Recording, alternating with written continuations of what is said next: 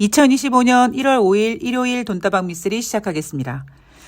윤석열은 적정 기일에 헌재를 출석하겠다. 그 적정 기일은 2월 4일 혹은 2월 5일로 예상된다라는 이야기를 잠시 전에 들었습니다.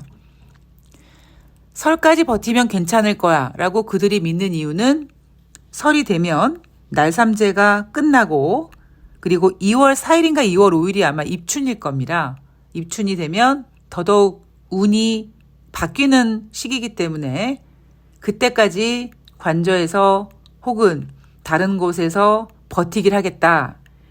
이야, 진짜 미친 것들이라는 생각밖에 안 들고 눈이 펑펑 내리는 이 추운 겨울날 한남동에 정말 많은 분들이 밤을 새고 그 눈을 다 맞고 지금까지도 한남동을 저렇게 지키고 계십니다.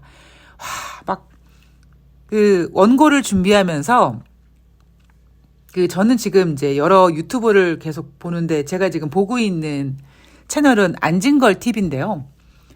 막 마음이 찡하고 코끝이 찡하고 막 눈물 날 것 같아서 진짜 화딱지가 나네요. 자, 돈다방 미쓰리 저 자리에 함께 하지 못하는 미안한 마음으로 그러나 글쎄 어쩌면 미쓰리가 이벤트를 시작하게 된 계기는 민주진영의 군자금이라고 하지 않았습니까? 제가 작년에 별로 매매를 잘 못했기 때문에 수익 나신 분들한테 민주진영에 좀 후원금으로 수익금 일부를 좀 사용해 주십사라고 이야기를 못했는데 올해는 제가 벚꽃 대선도 할 수 있을 것 같은 느낌적인 느낌이 들고요.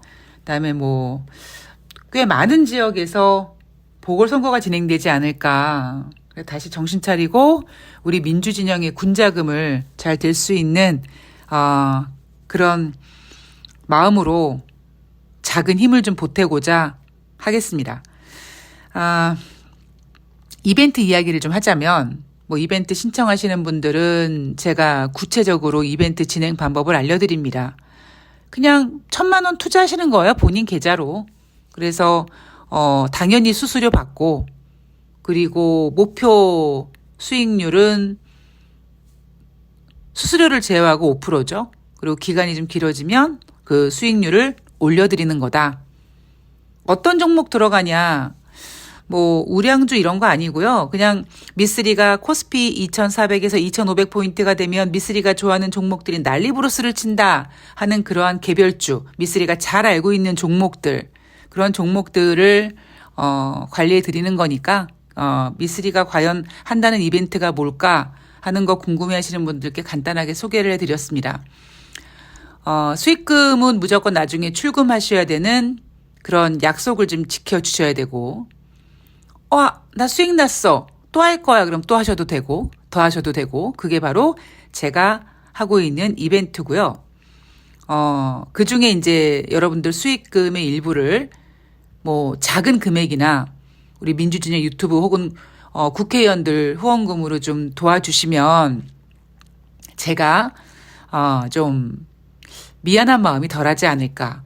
이렇게 추운 날 저도 한남동 가서 저도 이제 한성가라는 사람인데 가서 응원봉을 흔들든 뭘 하든 좀 해주고 싶은데 그렇게 못하기 때문에 제가 할 수 있는 방법대로 2025년 군자금을 많이 지원할 수 있도록 최선을 다하도록 하겠습니다. 자, 돈다방 미쓰리 다시 주식 이야기로 돌아와서요. 1월 6일부터 1월 10일까지 내일부터 시작되는 한 주 동안 우리가 체크해야 될 것들을 좀 점검해 보려고 하는데요. 오늘 방송은 좀 제가 심플하게 해보려고 합니다. 자, 국내 증시 먼저 보도록 하겠습니다. 지난주 금요일 1월 3일 외국인과 기관의 쌍그리 매수로 오랜만에 쌍그리 매수죠. 코스피가 42포인트, 1%가 넘는 거의 2% 가까운 상승을 보였고 그래서 코스피는 한 방에 2,440포인트까지 올라왔습니다. 그 이유는 윤석열의 어떤 체포에 대한 기대감도 있을 거고요. 무엇보다 2,400포인트 이하에서 외국인들이 보여주는 매수 포지션. 그리고 외국인이 매수한다. 그럼 기관도 매수해야지 하는 쌍그리 매수가 나타난 겁니다. 자, 1월 6일 내일부터 1월 10일까지 코스피 예상 밴드는요. NH투자증권이 예상하고 있는 코스피 예상 밴드는 2,350에서 2,480포인트입니다. 자, 상승 요인으로는 가격 메리트. 지금 오로지 국내 주식시장은요. 호재가 가격 메리트밖에 없어요. 제가 한 달 전쯤인가요? 너무 호재가 없다 이런 이야기를 해드렸는데 지금 와서 이제 전문가들이 아이고 호재가 없네.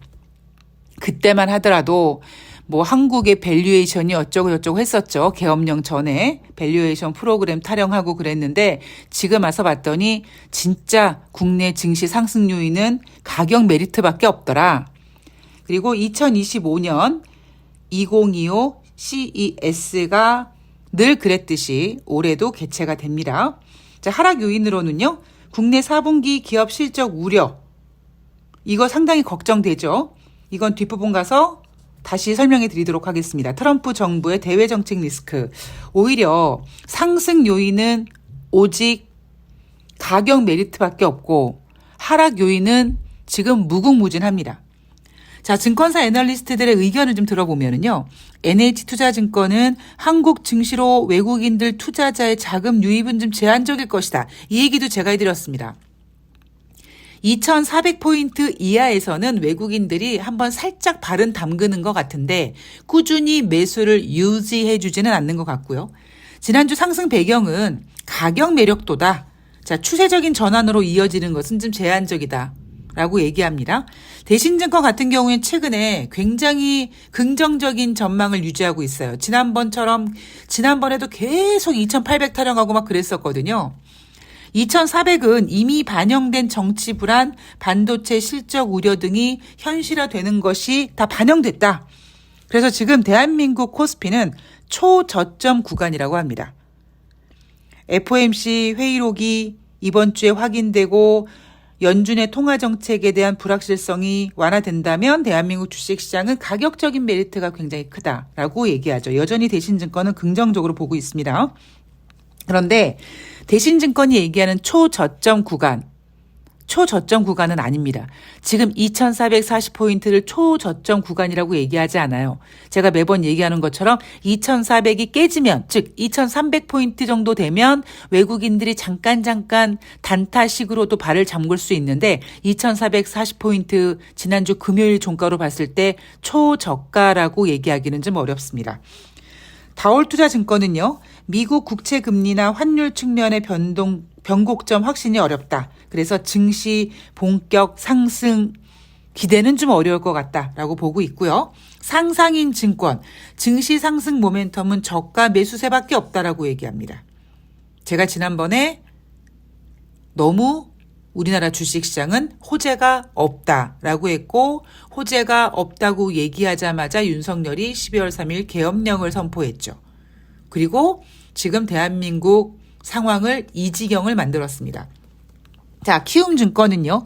시총 초대형 업종인 반도체는 지금 하향 영향이 커지고 있고 다른 종목은 실적 반등 신호가 오고 있다. 그런데 저는 상상인 증권의 이 내용을 보면서 여타 종목의 실적 반등을 기대한다? 실적 반등 신호가 오고 있다라고 얘기하는데 저는 그렇게 생각하지 않습니다. 그냥 제가 아까 이벤트 이야기하면서 살짝 말씀드렸던 것처럼 그냥 개별 종목, 개별 장세고요. 그거는 실적과 상관없는 거라고 저는 생각을 합니다. 제가 며칠 전에 올라가려고 했던 2,400에서 2,500 정도에서 올라가려고 하는 종목들이 윤석열의 계엄령과 여러 가지 불안한 요인 때문에 코스피 가격대는 굉장히 매력적인데 분위기가 좀 심상치 않다 보니까 마치 항문에 똥구녕에 똥을 꽉 쥐고 똥 마려 하고 힘을 꽉 주고 있는 듯한 느낌. 뭔가 참는 듯한 느낌이 든다라는 이야기를 한번 해드린 적이 있죠.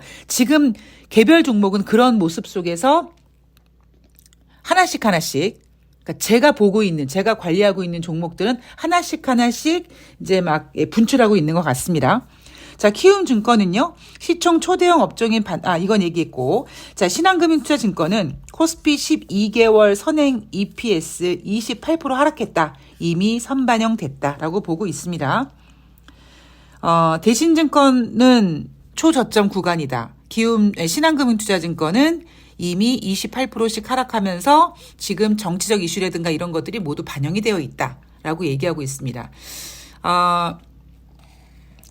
주식시장, 대한민국 코스피 주식시장에는 호재가 없다라는 거는 이미 미쓰리가 말씀을 드렸고, 이미 반영이 됐냐 안 됐냐에 대해서는 사실 갑론을박이 있을 수 있습니다. 아까 코스피 하락 요인의 국내 4분기 기업 실적 우려인데, 다가오는 1월 8일 삼성전자 4분기 잠정 실적이 발표가 되는데요. 영업이익이 8조 9천억, 10조가 안 되고 당기순이익이 8조 1천억밖에 안 됩니다. 잠정 실적이 컨센서스를 밑돌 가능성이 있고요. 2025년 연간 실적 전망치가 3개월 만에 무려 30%씩이나 하향 조정됐습니다. 자, 문제는 과연 우리나라 주식시장이 이 4분기 삼성전자를 비롯한 부진한 어닝 이 기대감이라고 하나요? 이 어닝 실적에 대한 우려감을 선반영할 수 있을지, 이게 가장 저는 중요한 포인트라고 생각합니다. 아까 뭐 다른 증권사들 몇 개 증권사들이 이미 반영이 됐다고 하지 않았습니까? 뭐 코스피도 선행 EPS 28% 선반영됐다 뭐 이런 얘기를 하지만, 그게 반영이 진짜 된 건지 아니면 계속 어닝 시즌이 이어지면서 힘든 시간이 함께 갈지는 모르겠는데, 제가 지금 보고 있는 거는 우리나라 주식시장 같은 경우에는 호재도 없고요. 미국 증시는 지금 고점에 대한 이야기가 있고요. 트럼프 취임하고요. 무엇보다 유동성 장세가 아니라는 점. 그래서 저는 제가 이제 조만간 2024년 4분기 어닝 시즌 관전 포인트를 여러분들께 한번 정리해 드릴 텐데, 이미 반영됐다라고 하기에는, 반영됐다고 핑계를 대기 위해서는 뭔가 힘으로 끌어올리면서 봐라. 4분기 실적은 안 좋은데 다음 올해는 기대돼 라는 이야기를 할 수 있을 만큼의 유동성이 해결이 돼야 되는데, 그게 좀 어려울 것 같다라는 거에 제 일단 생각입니다. 더 정확한 어닝 시즌에 대한 그 관전 포인트는 제가 다시 한번 설명해 드리도록 하겠습니다. 자, 그리고 1월 7일부터 1월 10일까지 CES 2025 주제가 인공지능인데, 올해는 단순히 인공지능이 아니라 인공지능과 접목된 새로운 기술이라고 합니다. 이게 문제가 뭐냐면 에너지가 집중이 안 돼요. 그러니까 작년에 1월 2일 애플의 매도 보고서 이후에 AI 성장 기대감, 대표 종목 엔비디아가 시장을 주도했다면, 올해는 단순히 AI가 아니라 AI에다가 다른 기술들도 같이 하면서 막 뭔가 이렇게 확장시키려는 그런 의도인 것 같은데, 그러기에는 에너지가 집착이 되지 않아서 반영되기가 좀 어렵지 않을까라는 생각을 합니다. 그리고 지금 분위기가 이렇다 보니까 유동성 장세 이럴 때야 뭐 해마다 열리는, 연초에 열리는 CES 2025에 대한 기대감이 굉장히 증시에는 큰 영향을 끼치거든요. 뭐 삼성전자에서 이번에 어떤 걸 내놓고, LG에선 뭐 내놓고 어떤 신기술이 공개되고 하는데, 지금은 그렇지 못하고 있는 것 같습니다. 자, 뉴욕 증시로 넘어가 보면은요. 지난 연말에 미국의 월가의 트레이더들이 이제 연말 휴가를 하고 올해 이제 큰 손들이 자리에 돌아와서 이제 현업에 복귀할 예정이라고 합니다. 미국 시간으로 1월 6일 월요일 S&P 글로벌 12월 서비스업 PMI 지표가 발표가 됩니다.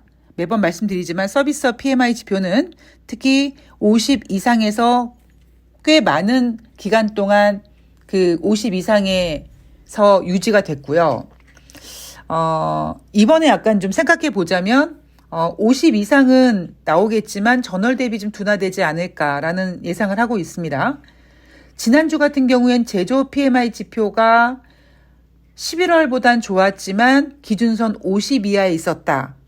뭐 이렇게 표현됐다면, 다가오는 한 주 동안 발표하는 S&P 글로벌과 ISM 서비스 PMI 지표는 50 이상은 유지가 되지만 전월보다는 약간 부진한 모습이 보이지 않을까라고 개인적으로 생각을 합니다. 자, 1월 7일 화요일 11월 9일 이직 보고서가 발표가 되고 잠시 전에 말씀드렸던 ISM 서비스 PMI가 발표가 됩니다. 1월 8일 수요일은요. 12월 FOMC 회의록이 공개가 됩니다. 12월 FOMC 회의록을 보면 올해 연준의 금리 인하 횟수가 지난 9월 달에 4번에서 2번으로 줄었죠. 그거 아마 거기에 대한 이야기가 나오지 않을까 싶습니다. 그리고 그 이유는 바로 인플레이션이 상승하기 때문입니다. 요거 여러분 굉장히 중요하게 체크하셔야 돼요.